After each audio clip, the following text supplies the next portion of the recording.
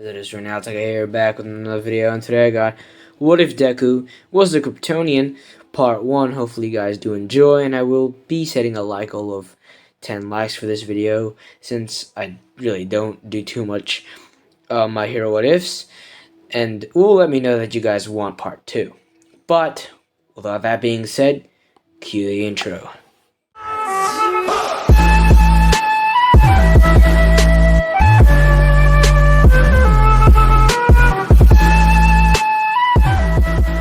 Story will begin when Deku was a young infant in planet Krypton. Krypton would be in a hectic state because the core of the planet was unstable. Even so, Deku's parents would have made sure to keep him safe by creating a spaceship large enough to fit a child at best. Deku's father would hold him one last time and give him a hug and a kiss, while also giving him a pendant, a family heirloom. Dante, Deku's father, would give Deku over to his wife for one last goodbye. She'd wish him well on his journey and also give him one last hug and kiss.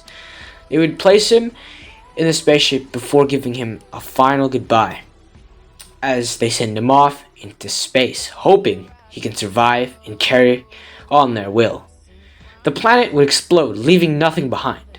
But meanwhile, Deku's ship would be sent hurling through space as it would be pulled in by the gravitational force of a blue planet, Earth. We move. Inko and Hisashi were out on a date night and were wandering a beautiful flower field. Hisashi would have invited Inko out on this date to distract her mind from the bad news she had just received 3 days ago. We do a flashback. A man's voice could be heard. "I'm sorry, Miss Midoriya, but you aren't capable of having children," the doctor would say. Midoriya, or looking at Midoriya with pity, or Miss Midoriya with pity. And a flashback. Hisashi would end up trying to cheer Inko up, when suddenly he would spot a quote-unquote shooting star. "Look, Inko," he exclaimed like a young child. "A shooting star! Quick, make a wish!" Hisashi would happily say. All right, as Inko would chuckle. Inko thought about her wish and would wish in her mind for a child that she could care for. As fate was watching, or as if fate was watching, it answered her wish.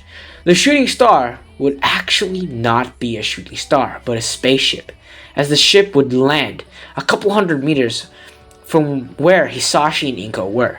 The ship would crash land, creating a gust of wind and make dust fly everywhere, as Hisashi would place his arms in front of Inko to make sure that she was safe. "Stay behind me," he'd say with a reassuring smile. "If worse comes to worse, run for it," Hisashi would say, as he would slowly approach the massive crater created by the spaceship. As he would approach, he could see that it wasn't a villain or a rock or a meteorite, it was a ship. Hisashi would wonder what could possibly be in that ship, or who was in that ship. But he approached it nonetheless. He got close enough to touch the ship's doors, as it would open, revealing a small infant.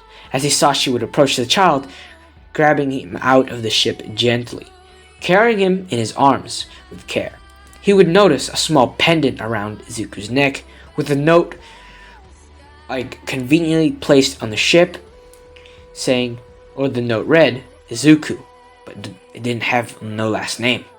As Hisashi would bring Izuku to Inko, Inko would begin asking Hisashi where he got the child from, as Hisashi would explain that he found the child in a ship that was in the crater. Inko would take the child gently from Hisashi and carry him. The child would start to smile brightly. As Inko and Hisashi saw this would bring tears to their eyes, as they had a heartfelt moment. As Inko would look at Hisashi with a determined look, while asking, "Can we keep him?" As Hisashi saw the look in her eyes, as he would sigh, "You know I can't say no to you," saying, while putting his hand on his forehead. As Hisashi would say this, he would hear in the distant noises, the sounds of sirens. As Hisashi would tell Inko to get in the car and wait for him. As a few minutes go by, the distant noises of sirens grew closer and closer. Inko would start to get worried, but her worries were misplaced, as Hisashi would finally appear. "Where were you?" she would ask inquisitively. He replied, saying, "I brought the ship with me," placing the ship in the trunk of his car. After he'd finished this, he would enter the car and make a hasty getaway, luckily not being spotted or seen by any police or pro-heroes that were nearby. Inko and Hisashi would proceed to end up raising Izuku as their own. As we time skip till Izuku is 4 years old. During those 4 years old, Hisashi would have noticed a few things about their adopted son. First things first, they would notice his insane strength that no child should have. He was able to lift a couch to find a toy underneath it that he had lost, and mind you, the couch is twice his size and pretty darn heavy. And second of all is he could fly. As one day Inko was walking with Izuku when he was about at least 2 or so, and she accidentally tripped and she ended up throwing her arms up with Izuku in her arms as she would throw him in the air accidentally. As she would scream, "No!" But Deku wouldn't fall to the ground and obey the laws of gravity. He would stay there, float, and basically end up floating around the living room for a little while. As Hisashi and Inko would see this, they would be very shocked. So we move. Now, any parent would be shocked at this, but nonetheless, they decided not to take him to the quirk doctor and decided that his quirk is pretty insane. Well, they don't know if he has a quirk or not. They decided not to take him because they thought it might be dangerous and they might find out he's not actually human because they found him in a spaceship. So they would end up classifying Deku's quirk as a superpower quirk. Well, the quirk would be called superpower. Give him superhuman abilities, basically.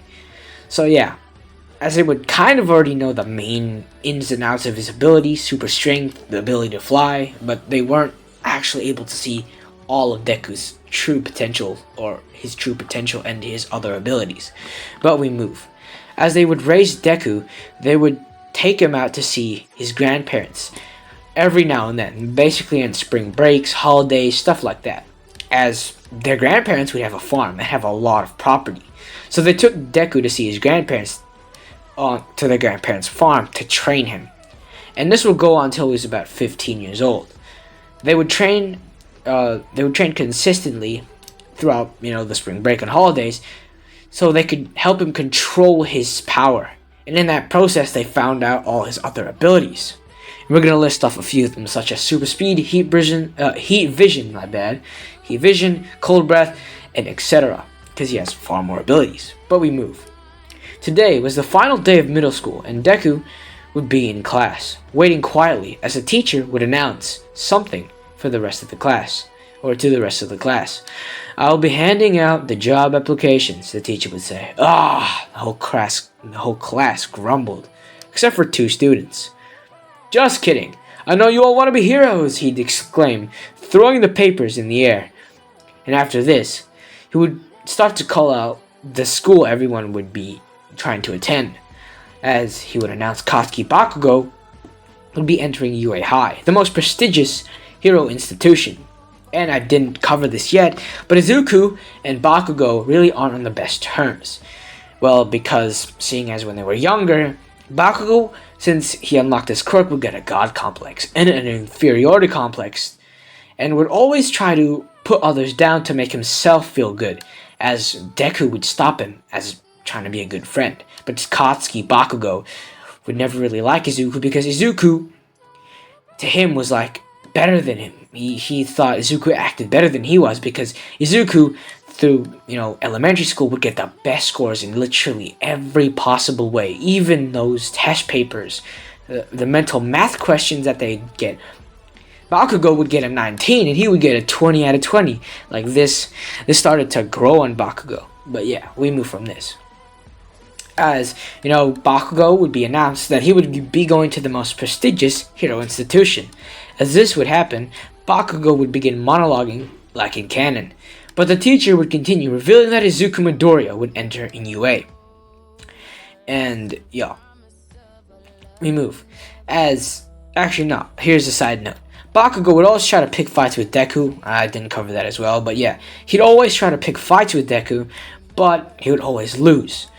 Even when he unlocked his quirk, he tried to pick a fight with Deku, but Deku would just flick him away like an ant, and this embarrassed Bakugo, furthering his hatred for Izuku. But we move from this.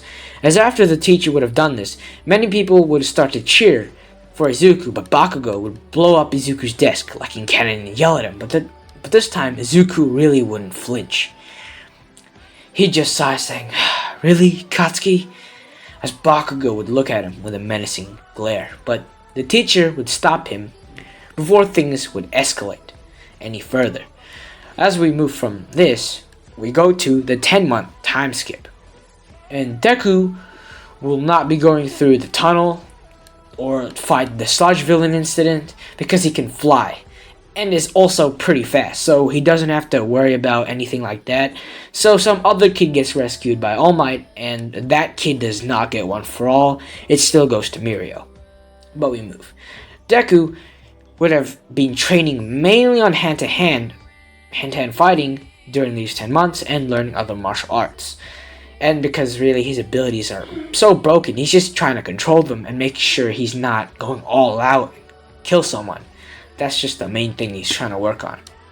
So Deku also trains his other abilities at Degama Beach, as he would clear the beach in one day because of his strength, speed, and endurance. And yeah, we move to the day of the entrance exam. The day of the exam would come at last, as Deku's parents would wish him well on the exams, as Deku would fly off. As he would make his way to the school gate, he would stop, flying and landing on the ground, saying, "Finally here," he'd say with excitement, "at UA High!"